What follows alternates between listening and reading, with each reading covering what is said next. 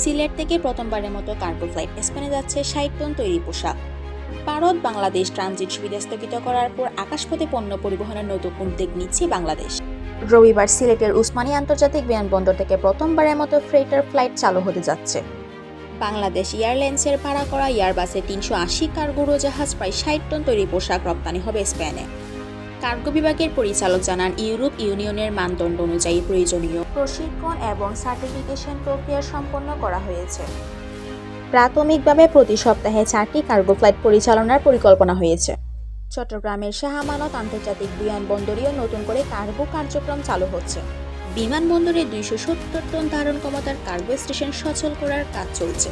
বেসামরিক বিমান চলাচল কর্তৃপক্ষের চেয়ারম্যান মঞ্জুর কবির ভূঁইয়া জানান, চট্টগ্রাম বিমানবন্দর থেকে চীনের উদ্দেশ্যে ফ্রেইটার ফ্লাইট চালুর বিষয়ে আলোচনা চলছে।